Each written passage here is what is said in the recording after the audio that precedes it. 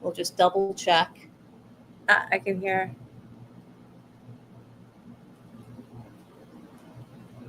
You guys want to mute your audio on your down before we have guests? Okay. Mine's muted. Are we all good? I'm looking at some positive comments. Okay, I've got mine muted as well. Okay, it sounds guys hear us? like you guys can hear us. Hey, Dana. Hey, Susie. I Hi, appreciate the Susie. feedback. Oh, yay. Okay, good. All right, let's keep going. So we were just saying, founded Backable. Oh, should we go back to, let's just go back to who we are and what we do. Okay, we'll, All right, we'll since you didn't reintroduce hear us. ourselves again. So we're, okay. All right, dry so run. we're All right. Helena and Liesel of Backable. And between us, we founded 6 companies, launched products used worldwide, led VC-backed startups, run a community for women founders, hosted a fundraising podcast, and we've raised $15 million. Along the way, we discovered that we didn't fit the VC mold. Can you imagine? The standard rules of fundraising didn't work for us, and so we decided to change them. So we founded Backable. And here's what we do. In Backable, we focus on raise services. We support founders with pre-raise prep and training, which is sort of what we're going to cover, some of what we're going to cover today. We also support founders and give services during the raise and also after your raise. We specialize in working with founders who frankly don't fit, kind of like us, as well as startups that are in relatively early stages, from pre-seed seed to Series A, raising from US sources. The way we do it is in a number of different ways. We have boot camps that are roughly 8 weeks long, sort of intensive training programs, a little bit like mini accelerators. We have intensives that are usually 1 to 2 weeks focused on a specific skill or topic. And we offer one-on-one coaching, meeting once a week for an indefinite period. So today, we're going to cover your introduction to prevention and promotion questions and why your answers matter. Our foundational our framework of ABC of good answers to prevention questions. We didn't see any training on this or any way to, we know the importance of flipping the script, but we couldn't find anything, even though we've searched far and wide on how to change this. So we created the framework of the ABC, how to turn good answers to prevention questions. I love that up. ABC in action, 3 common prevention questions. We're going to practice. We're going to play act that first, and then we're going to give you a chance to practice. And we'll invite people up on stage. Of course, this is public, so you have to be okay with being on video. But we'd like to give you time to actually practice and get feedback from us. And then we'll talk about how to get 100% ready for VC Q&A. All right, let's dive in. So these are probably numbers that many of you are very familiar with, unfortunately. This is the VC funding landscape for people that we call not Chads. That is everybody who is not mostly white dude who's maybe in his 20s or 30s wearing a Stanford hoodie. And these numbers are true last year. They've been true on average over the last 10 years, and in fact, over the last 20 years. These numbers have basically almost not budged. That is that of all VC funding, only 2% has gone to all female founding teams. Less than 1% to all racially diverse founding teams of either gender. And the last stat where, frankly, there has been a little improvement. So this is probably a lone bright spot, but still only 17% with founding teams that have at least one female founder. Now, the reasons for this difference and the persistence of this vast difference are many. They're structural. And in fact, they're generally, sadly enough, they are beyond the ability of any founder to control, particularly when he or she is out there trying to raise capital for their startup. But there is one thing that you can control, and that is how to answer the questions that VCs are likely to ask you. And that's what we're going to talk about today. It turns out, broadly speaking, there are 2 kinds of questions. One type is called promotion questions. These are about upside, potential, opportunity. They invite you to imagine the future. A good example of this would be, how big can this get? The other kind of question are what are called prevention questions. These are questions about downside, risk, and defense. An example of that would be, how will you defend against your competitors? Now, both promotion and prevention questions are questions that any founder should expect to get asked by VC. They're completely appropriate and in bounds. The difference, though, turns out to be in the proportion of which of the kind of questions that founders tend to get asked. And here we do see that there are differences, especially in the type of questions that women founders tend to be asked as well as versus male founders. In fact, in the landmark study where really this issue first was identified was really in the June 2017 study published in Harvard Business Review based on the TechCrunch Disrupt New York competition. Researchers found that basically 2/3 of the questions that male entrepreneurs were asked were of the promotion type, about upside, about opportunity. Whereas roughly the same percentage, about 2/3 of the questions that female entrepreneurs were asked were of the prevention kind, about downside and risk. And you might say, well, okay, so that's different, but isn't a question a question? What does it really matter? It turns out it matters an enormous amount. If you were in that same 2017 study, the researchers tracked the amount of funding that was raised by entrepreneurs across 2017. And what they found was that entrepreneurs that were asked mostly promotion questions raised close to $17 million on average for their startup. On the other hand, the entrepreneurs asked mostly prevention type questions raised only 2.3 million. And what was even more interesting, though, and this is again what really has driven us to really try to develop a methodology around this, is that it turned out that even if one is asked a prevention question, how you answered it had a huge impact on how much you're able to raise. Those who answered prevention questions with prevention type answers raised just over $500,000, 500,000, 563,000. Those who answered the prevention question, however, with a promotion answer were able to raise about $8 million for their startup. So you can see the difference is enormous.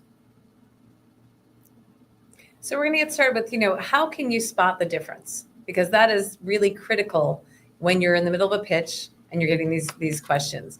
Spotting the difference is the first key to flipping the script. So we're going to do a little poll here. We'd love for you to put your answers in the chat. We're going to give you 3 questions and just put promotion or prevention. What's your total addressable market, the TAM? Do you think this is prevention or promotion?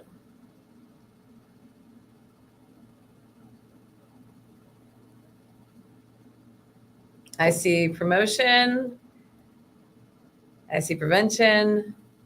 What say you, Liesl? Well, drum roll, please. This is a promotion question. It talks about, again, how big can this get? How big is the market? Things like that. So let's go on to, somebody was going to say prevention. I guess it can sound that way, but I think in general, it invites answers. We're going to talk about size and opportunity and growth. Let's go on to another question.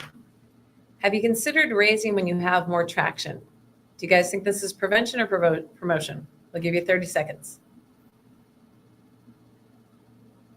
We have promotion.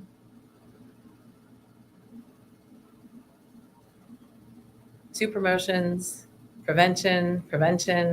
So we kind of split right now. Prevention. All right. We got a groundswell for prevention, and you would be right. This is indeed a prevention question, basically saying either why are you raising? Where are you raising now? I have questions about your traction. There are oftentimes in prevention questions, there may be statements essentially behind the question. Okay, let's do one more, Elena. Okay. I'm going to give a little bit more time for answers, so we seem to have a little bit of a lag in the chat. All right. So what do you think? How many monthly active users do you have? Is this promotion or prevention?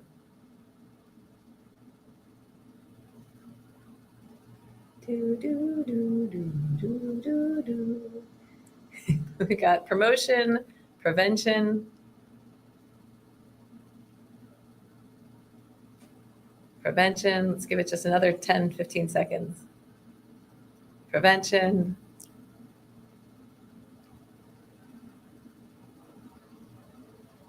All right. So far, we've got more preventions than we got promotion on that one. Okay, you guys did pretty well. This is a prevention question.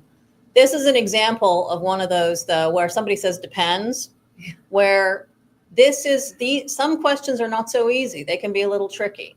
We classify this as a prevention question, though, because it asks you, essentially, give me the data to justify something. If you're telling me you have traction, show me that you actually have it by giving me the numbers. It's things like that. So yeah, and yet some people say depends on the answer. And I guess what we're saying is, again, everyone gets some of these questions. They're not bad questions. We just need to be able to identify them and then flip the script and lean into the promotion answer. Yeah. So, okay. So just to step back for a second, I think as maybe some of you might even feel it at a gut level, there is sort of human nature around this. It is human nature to tend to answer a prevention type question with a prevention answer. And similarly, to answer a promotion type question with a promotion answer.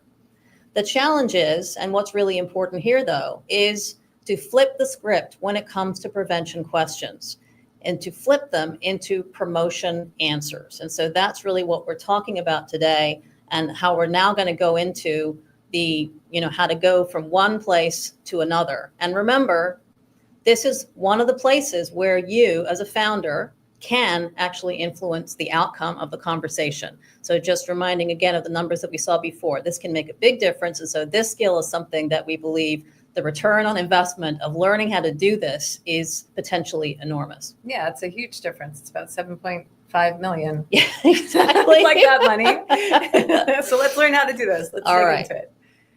So we've created the ABC framework, and we don't want to avoid these questions, right? And I see this a lot when I'm meeting with founders for the first time. I say, what's your revenue? And there's a 5-minute answer when that's actually a number. And so what we really want you to do is we want to use this ABC framework where you acknowledge the question, you acknowledge briefly, then you bridge from that to opportunity.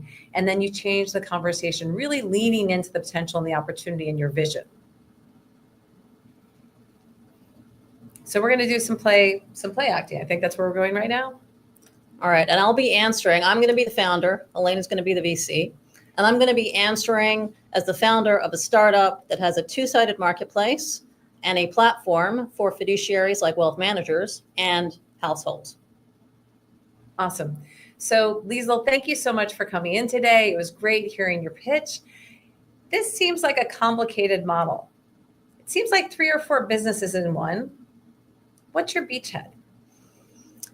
Great question. Thanks for asking. At first it might seem that what we've got is complicated, but actually by focusing on specific cities in our early rollout phase, our dual-sided approach is actually our greatest strength, and it creates a powerful local network effect that accelerates our growth. So let me tell you how. Each new fiduciary onboards hundreds of families to our platform. And then in turn, each family that gets onboarded generally brings additional family through their friends and family network, as well as fiduciaries that they work with that are not yet on our platform. In fact, in Richmond, where we've been active for about 15 months now, we're already seeing this flywheel effect. Mm-hmm. We brought on board 180 fiduciaries that onboarded about 16,000 households onto our platform. Those households, in turn, brought us another 2,000 households from their friends and family, and another 45 fiduciaries. So you can see that this is creating a really compelling compounding advantage where both sides of our marketplace grow simultaneously, and it widens our moat against single-sided competitors. Yeah, I get it. So you have kind of a tail of the flywheel while you're still adding to the funnel and continuing things. So it grows faster and faster. That's right. That's right. And one thing reinforces the other, and back and forth and so on. Very cool. Thank you. You got my money. Thank you. Woo! If only it was that easy. So we're going to go into other forms that this question might take and what they're really asking. And then Liesl will break down her answer and how she did that, because it was pretty masterful. So this question might look like, this sounds like 3 or 4 businesses, not one. Why not just focus on one? Or your business seems overly complicated. Have you considered starting smaller and proving the concept with just a few clients first? Or aren't you taking too much risk trying both to build A and B simultaneously? And there are other variations of this, but those are some key ones. And what they're really asking is de-risking, right? Do you have the chops? Do you and your team have the chops to manage a complex business like this? Are you biting off more than you can chew? Are you disciplined enough to be able to focus on this? Or are you naive to the difficulties of attempting something this ambitious? And now we're going to jump into how Liesl did this. All right, so let's just go quickly through the ABC, and then we should take a look at some of the stuff from the chat and see if there's anybody that we have some Well, I questions see someone who with. says, I definitely get that question. Yes. And, we know because we pulled it from Yeah. our I've had work. this question many, many times myself in the past. So just quickly, as you can see, acknowledge. So I acknowledged the question. I didn't evade it, but I just sort of, I said it, said okay, and then I moved on. What did I bridge? I bridged to growth and opportunity by talking about our very specific strategy of launching kind of locality by locality. And then I talked about what may be a weakness actually appearing as a strength. And then in terms of changing the conversation, I spent the bulk of my time on my answer talking about how the model worked, demonstrating how one side reinforces the other, and then in the best answers, being able to give specifics like 180 fiduciaries, 16,000 households, things like that, because the more specifics you are able to give, and you may not be able to sometimes, depending on where you are in your cycle. If you're pre-revenue or in test, you may have one set of answers. But in this case, giving as much in terms of specific and numbers as I could to show discipline and control and leadership. Excellent. So we're going to go on to the next question. Okay. This is a fun one. I know everyone loves this question. Great pitch, Liesl. So excited about this company. How long is your runway? How much time you got? Well, we have just under 6 months of runway at our current burn. Importantly, though, we've actually mapped this to take advantage of several levers that we flex based on performance. Our revenue has grown 30% quarter over quarter, and we're seeing strong user activation and new fiduciary referrals in our early cohorts. This raise is really about accelerating momentum, expanding into local markets, new local markets, investing in sales, and hitting our next major milestone, which is 1 million in ARR. And when we need to, we adjust.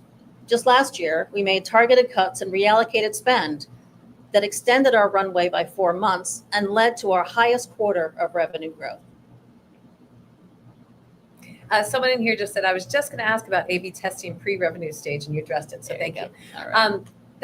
I loved how you answered that, Liesl, because you're showing me that you have the discipline, even though you're very early stage, and you also addressed you answered the question. So Yeah. Thank you. So let's dive into other forms that this question may take, because this is a really nerve-wracking question, right? As you know how long your runway is. What is your monthly burn rate? How will you manage your burn rate or avoid spending too much cash too soon? How predictable are your cash flows and or expenses?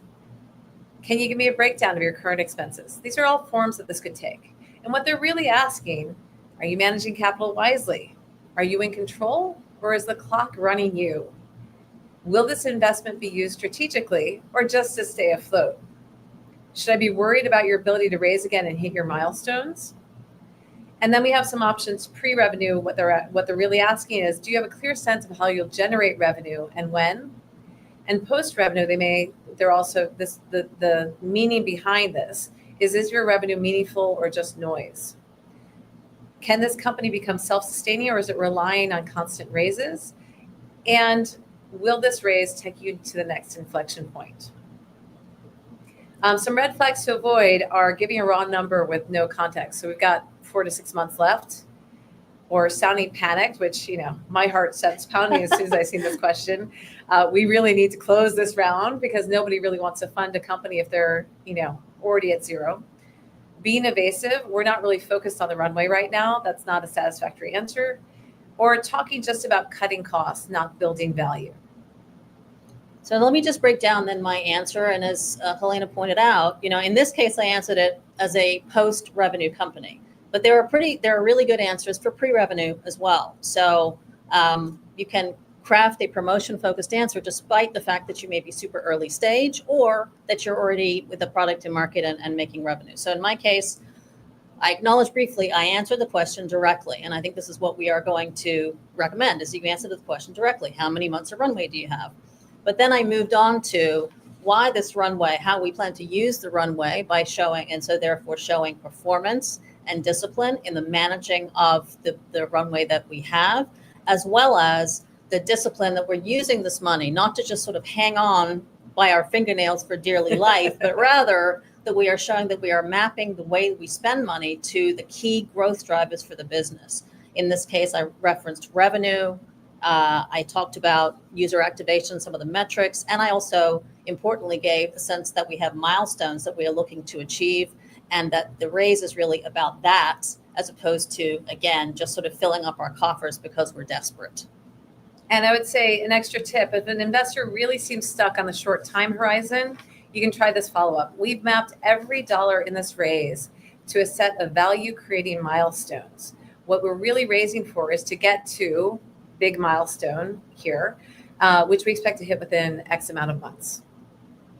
And I think what's really key is you're not avoiding the answer and you've thought about how you're using your runway proactively. So let's move on to the next one. I know some of you have heard this. Do you have a technical co-founder? All right. So Liesl. Oh, yes. Tell me about your team. Do you have a technical co-founder? Well, we have intentionally outsourced our build to a trusted dev partner so we can move fast and focus our internal resources on customer discovery and go-to-market execution. I, of course, stay close to the process as I always have throughout the 20 years that I spent before this leading complex global platform builds. And for our product in the company now, we built a clear sprint roadmap aligned with user feedback and business priorities. And in fact, just to say that the process is working well. Our results really demonstrate how effective we've been. We launched our MVP in 10 weeks. We have real users in market, and we're already iterating towards version 2. This traction gives us flexibility, whether we decide to keep iterating with this current partner or at some point to transition to in-house as we scale. That's awesome. I'm in. I'm awesome. Yes. Send me the wiring instructions. So just to dive into this, other forms that this question may take. How much of this are you doing in-house? Who built this? Do you have an engineering team or are you outsourcing the build? Are you sure you're technical enough for something like this? And what they're really asking is, can you build what you say you can? Do you understand the technology? Do you have the experience and credibility to manage technical execution effectively? Are you dependent on an outside party for core technical competency? And when you're answering this, we want you to, there's some red flags you need to avoid. If you're not an engineer or a technical lead, don't apologize or evade or, emphasize the lack, right? Don't start with, I'm not technical, but, and if you are an engineer or technical lead, try not to over-explain or sound defensive. Believe it or not, I really do code is no way to win over an investor. And so now let's dive into what Liesl did there. So just at the start, and by the way, just as a quick aside, unfortunately, particularly women who are engineers or in fact are the technical founder often still get asked this question. So you may still, if that describes you at all, you may also still get this question and have to find a good way again to answer it, but in a non-defensive way. So I acknowledged, the sort of the statement behind the question to begin with, and really, which is how are you building the tech? And in my case, I was answering as a non-technical founder that was outsourcing the build, which is sort of, let's say, if you wanted to call like a double whammy, I suppose. I'm a female, non-technical founder outsourcing the build. So I talked about the fact that we are outsourcing it and why strategically we made that decision so that we could focus internal resources on other things. Then I bridged ultimately to execution and performance, really what we've been able to demonstrate by taking the strategy, which is discipline, achieving our milestones and deadlines, and then that we also are thinking ahead into the future about strategically how we're going to do this when we scale. Excellent. And we have a couple pro tips on here. So, definitely mention your past technical leadership if you have it in the answer. Use metrics, be specific, uptime, retention, speed to illustrate discipline. And pivot swiftly to traction, not just your qualifications. Lastly, frame yourself through execution, not justification. So any proof that you can show non-defensively is important to mention here. So what do you guys think? Are you ready? Now it's time for you to play. It's your turn. So we're going to give you a couple minutes, and we'd like for each of you to pick one of these questions and give us your answer for your current startup. And then we'd like for you to raise your hand in the chat or actually say in the chat if you're willing to come up on stage and talk to us about it. So we've got choices. What is your beachhead? How long is your runway? Or do you have a technical co-founder? And we're going to leave these up for the next 2 minutes. I'm setting a timer. All right. And go. Start working on one of these questions and your answer. And then tell us when who wants to come up on stage.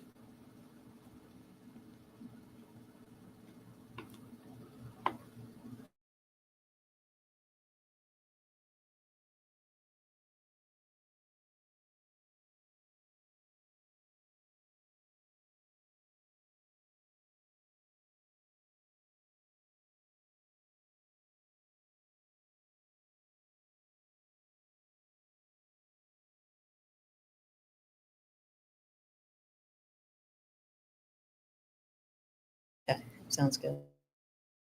I feel like we should do a dance break now. Yeah. We have a good amount of people. It's exciting. We have active people. It's good. Yeah. All right, you guys are unmuted.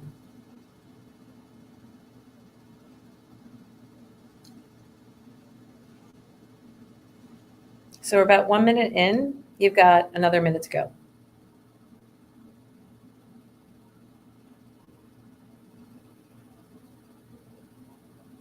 Next time we do this, we'll need a soundtrack.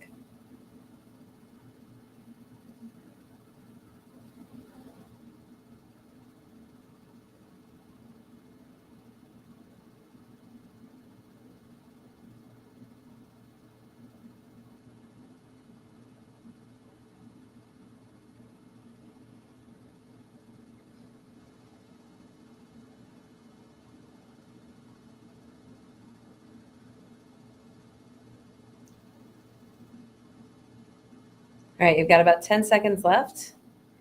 And I want to know who's going to volunteer to come up on stage. Be brave. All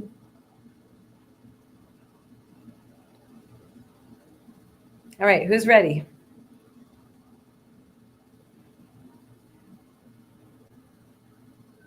Susie, do you want to go? Halit? Robin? Haboon? I think I said your name wrong, Haboon. Do you want to come up on stage and do this for Volt?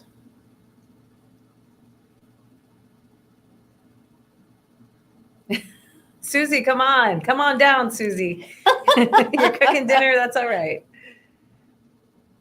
And when we bring you on the stage, I want you to tell us your name, where you're calling in from, but also give us a quick elevator pitch of your startup before you get started.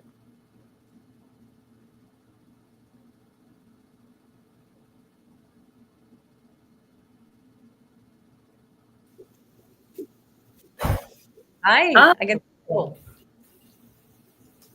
Can you hear me? Yeah, I can hear you. Oh, good. I'm excited for this. All the questions. Oh my goodness. Turn up your sound on your. All right, Susie, can you say something? Can you hear me now? Yes. Yes. Awesome.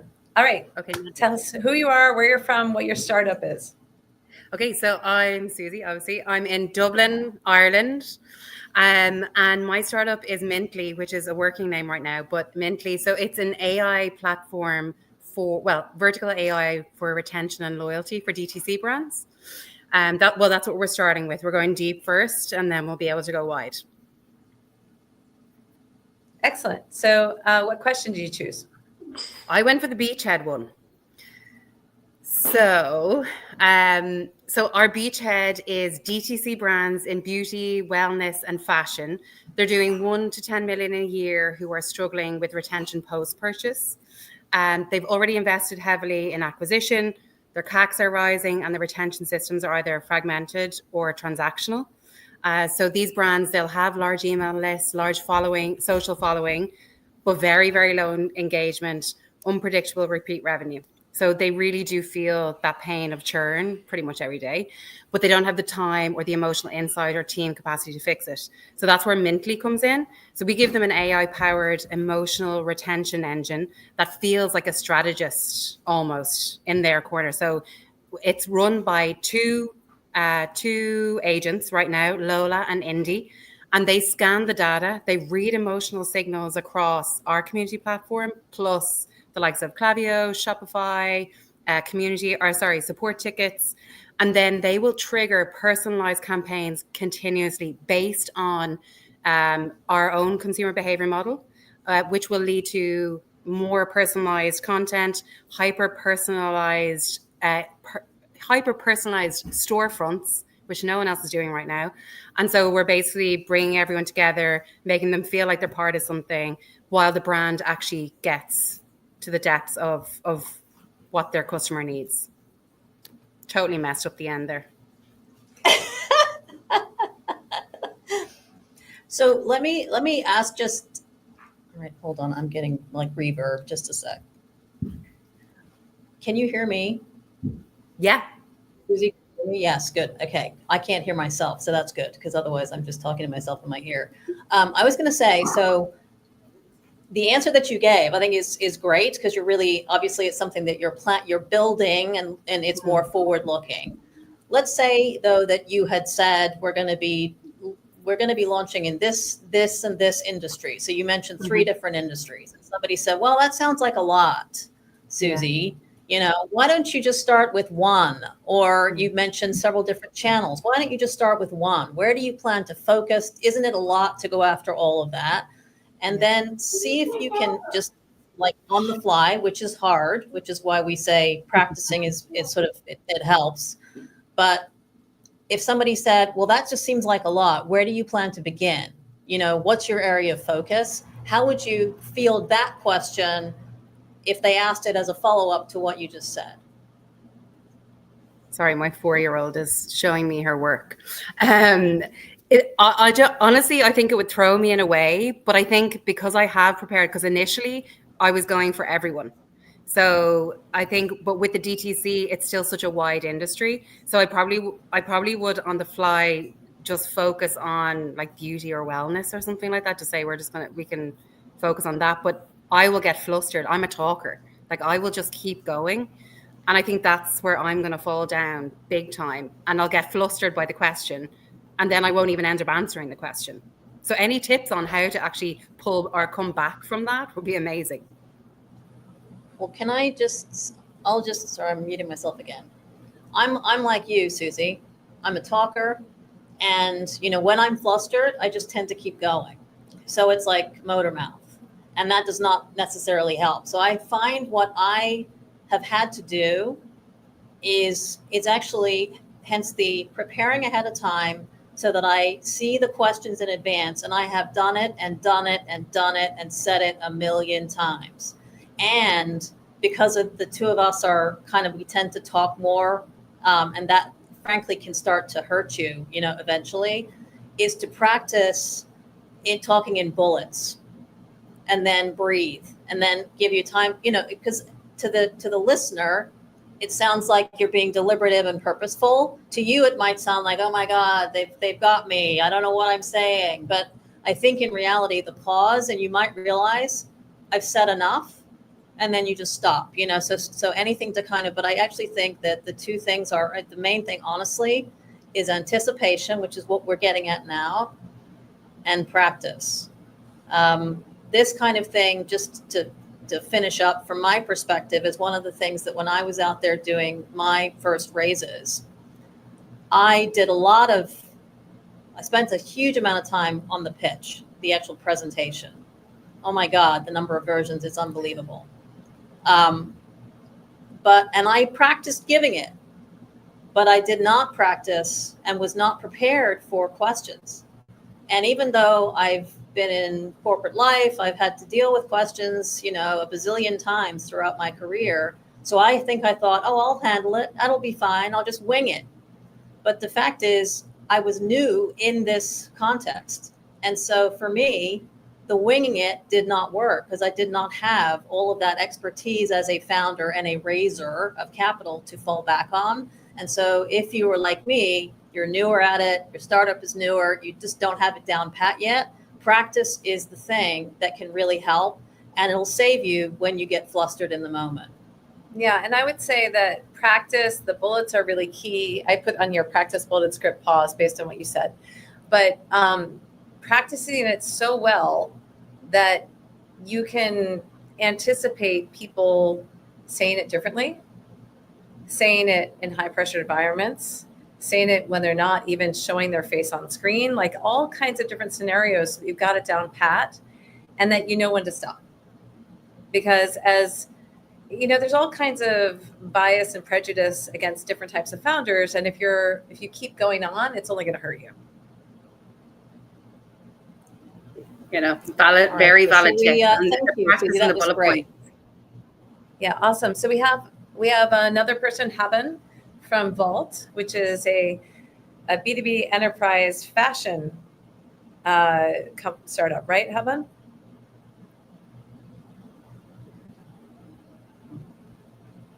Did we lose her? I'm waiting to see if she pops up on screen, guys. Just hold on.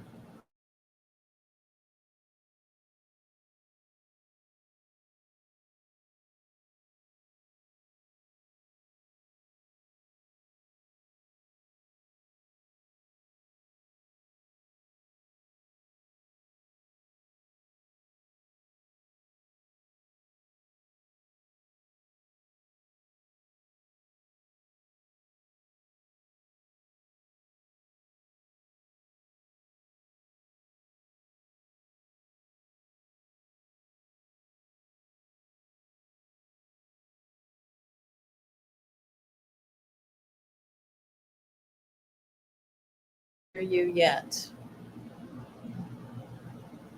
Hold on one sec.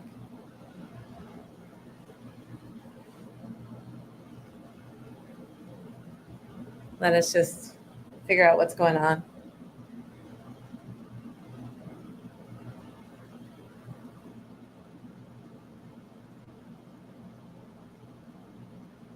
Sorry, technical difficulties.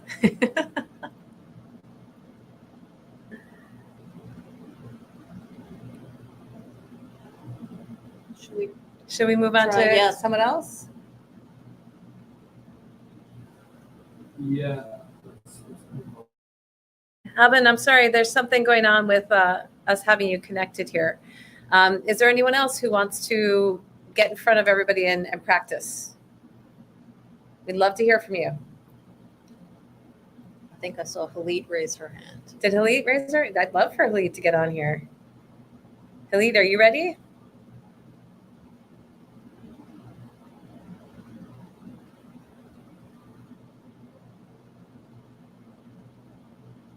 Haben's having some issues coming up on stage. Okay. All right. Halit, are you there? Do you want to come up? We're kind of cold calling you.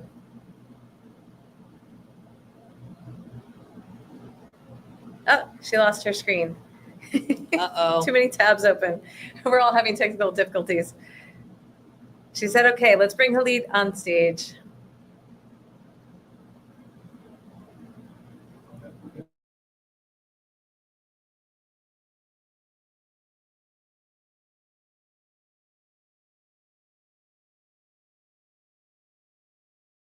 Have a little bit.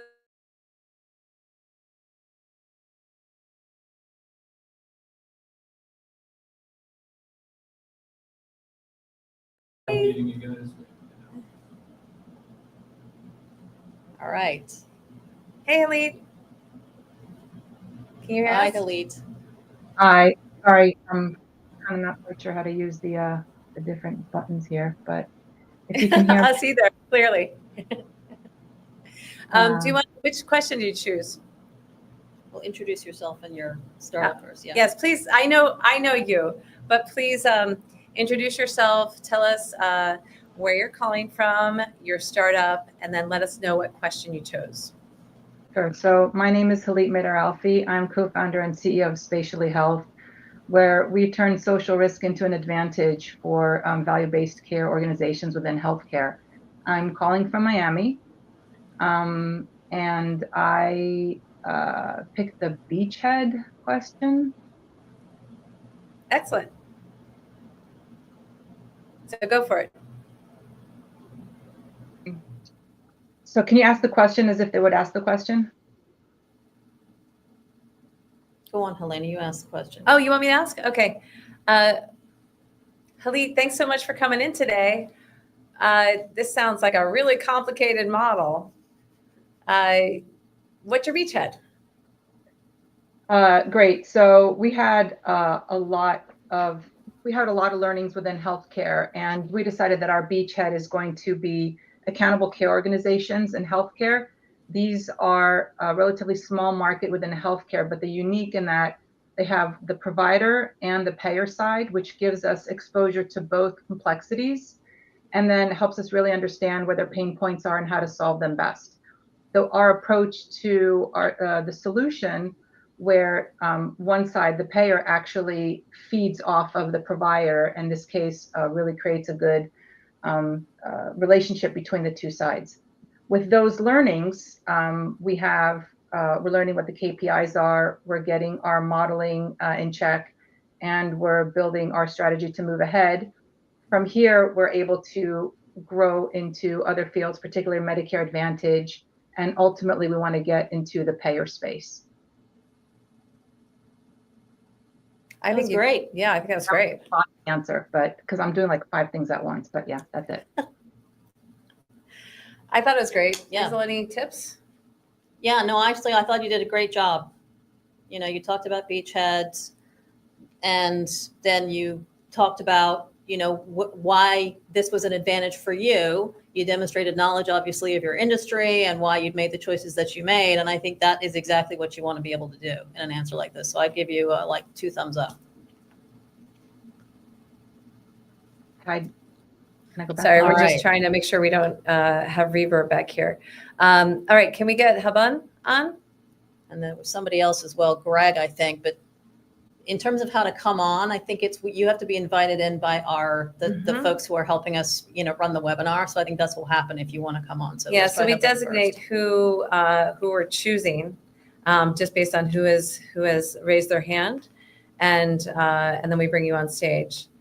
So let's try Haban one more time because we already tried to bring her up once. Yay!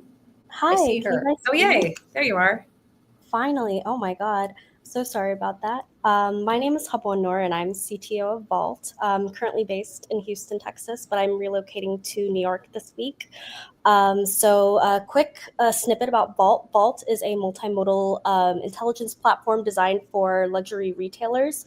We turn bespoke client measurements, creative briefs, and high fashion market data into tailored capsule collections and white label trend reports in a matter of seconds. And so I'm the technical co-founder. I architected our machine learning pipelines on NVIDIA NGC in Azure. And my answer that I wanted to ask was to what is your beachhead? So with Vault, our beachhead lies within luxury editorial and high-end styling teams, starting with our initial design partner that we just secured in June. And so with this design partnership, we're currently working on a trend dashboard to exact fit narrative-driven capsules and forward-looking trend intelligence into our platform. So I hope that kind of gives you an idea of what I've been working on at Vault.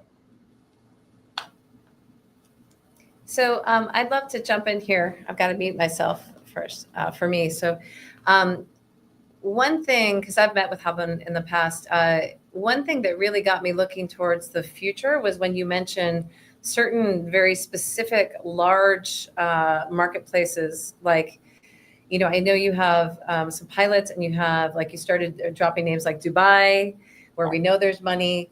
And I think that was missing from this this answer. So especially when you're working with fashion tech, there might be a tendency to diminish what you're doing, quite frankly, because they're going to think fashion, not a hot sector, even though it's AI and it's B2B and enterprise, right? Like you're looking at this a different way. So I think you really need to focus, lean into the B2B enterprise, and also start dropping those other names that people are going to be like, oh, this is big. Mm-hmm. Yeah. I also think that it's interesting because, you know, when you're obviously starting a business and you're very close to something, you know the jargon, you sort of know it inside and out. And I think the tendency is to assume that the VCs talking to you also know this as well. And generally speaking, that is not, I would not assume that to be the case. And so I think things like, you know, maybe using language that is, I don't know how to, it's like it's basic. It doesn't really require that you have a lot of grounding either in AI or the industry itself or something. So it's almost like being careful to answer in that way and try to get away from jargon if think possible. And if then, this is the other part, especially if, you know, one tends to be kind of a talker and over explainer, which I'm not saying you are, but we talked about it obviously in one of the past cases, is it's better to say less, and then if the VC wants to lean in and ask more, they will ask. And then that will tell you, if they ask you a question that has jargon in it, which shows they understand, then off you go with the jargon. And now you know you're talking to somebody at a different level of understanding. But I think that that's what I would do with your answer, is kind of step back and remove some of the jargon, give it an answer that anybody at a cocktail party could kind of understand, and would also grab their attention, like Dubai, and here's a name, and, you know, you're kind of trying to hook somebody, then stop. And if they say, gosh, tell me more about that. Are you using blah, blah, blah AI? Then you know, okay, now I'm going to go in and talk about that. So That makes sense. Thank you so much.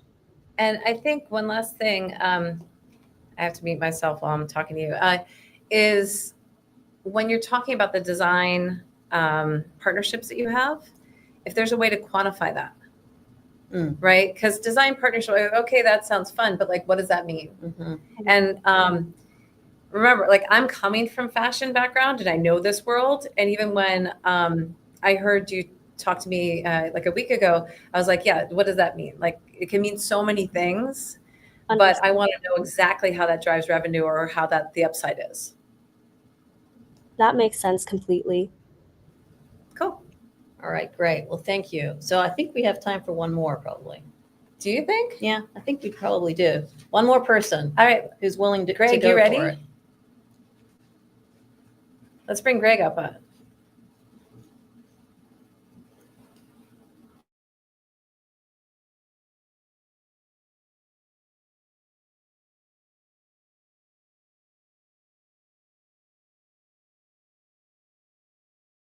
Up, unfortunately. Well, I guess unless, because I was thinking of Greg. So if Greg is not in, then. Oh, All right. Greg, what could have been? I know. All right. So sad. Okay, let's We're go gonna ahead keep and moving. move on then. All right. So one more, we've talked a lot about, again, prevention, promotion questions. These are, as we say, these are totally fair game. Any investor worth his or her salt is going to ask a mix of the two, for sure.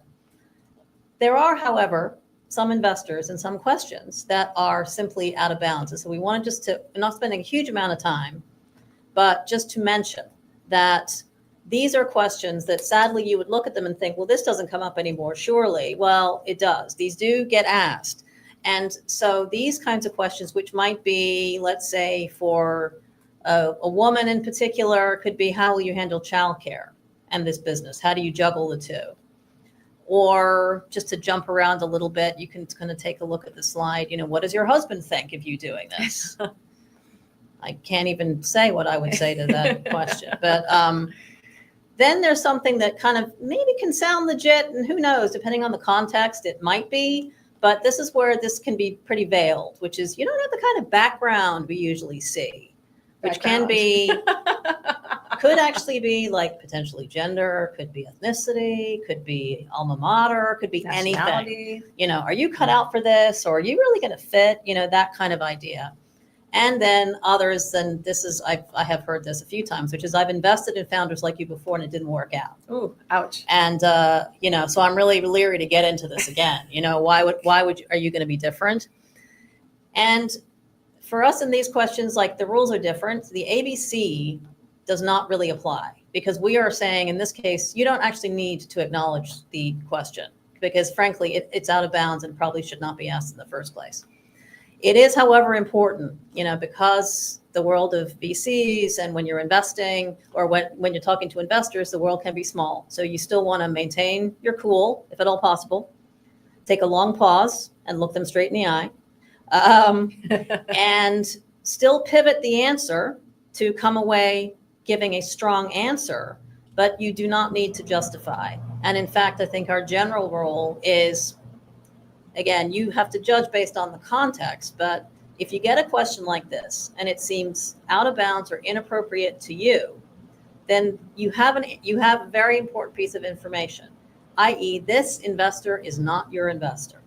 So and important. And in that case, when this meeting is over, you do not need to spend any more time on this investor ever again. And that is a gift. And part of this raising your round, you don't want to waste time on people who are not going to be believers. I sometimes refer to those as what's, waste of time, right? So the intent is you finish that meeting in a strong, authentic way in alignment with you, and then no more time spent on that investor. Yeah. So in this case, again, we've given a couple of different answers. I'll just take one just for now. The, you know, like, what does your husband think of this? My favorite question. And I think an answer could be, you know, I'm running this company, but I'm grateful to have a support system that backs me 100%. That's enabled us to have great results or the traction that we have. And then that's that. Yeah, there's other things pop up here, right? I know that I interviewed Michelle Volberg of Twill, and she said she was asked, why don't you go get a male co-founder? And so pause, try not to give too much attitude here. I'd probably be like, but pause and then, you know, address and get the heck out of there because that's not your investor. You don't want them on the cap table for 10 years. Yeah. Yeah. There's one other thing that Helena and I did talk about coming in here, which is there are some questions like, can we meet in my hotel room? Ooh, spicy. Or something like that are so inappropriate, almost always, that it kind of gives rise to, if there is ever a time, I mean, a lot of stuff happens remotely these days. Mm-hmm. So, you know, that frankly helps a bit, but people still do meet in person occasionally in the real world.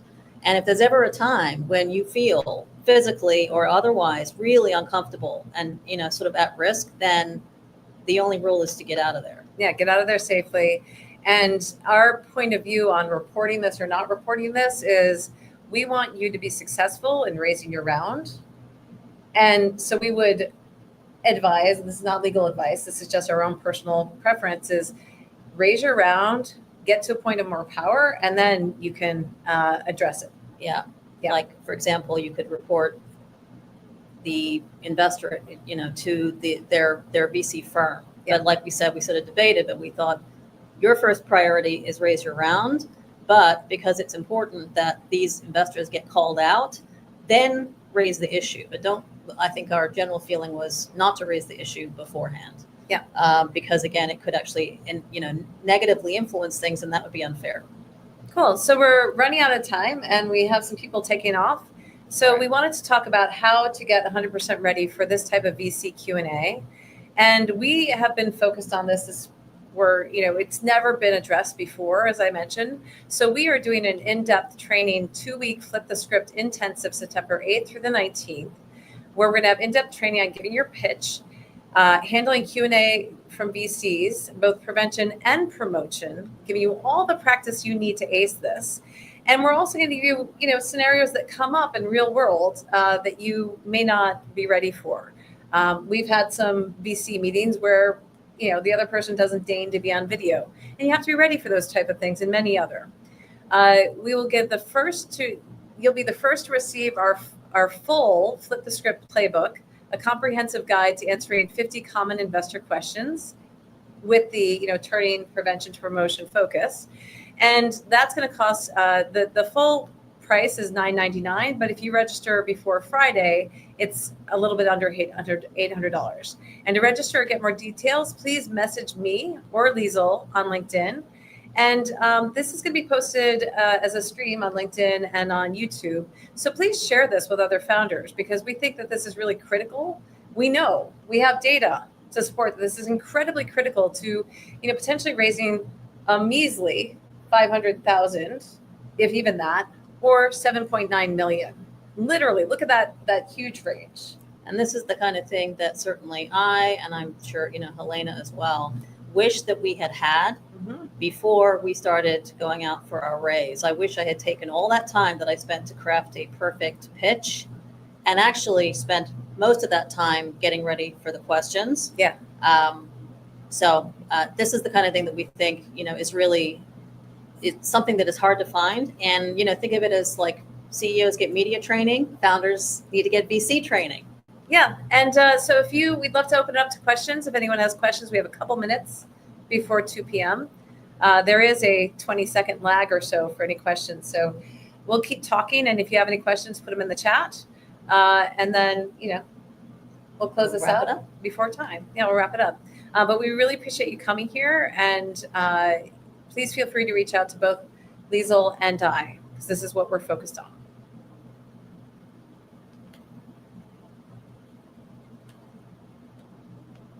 All right. I don't see anyone just yet. All right. I know that there's a bit of a lag. It always seems longer. I know. It's hard to know. But if there aren't any questions, I guess. Thank you, Andrew. Yeah, Andrew, thank you for coming. Greg, thanks for coming. We'd love to hear from everybody. And good to see everybody today.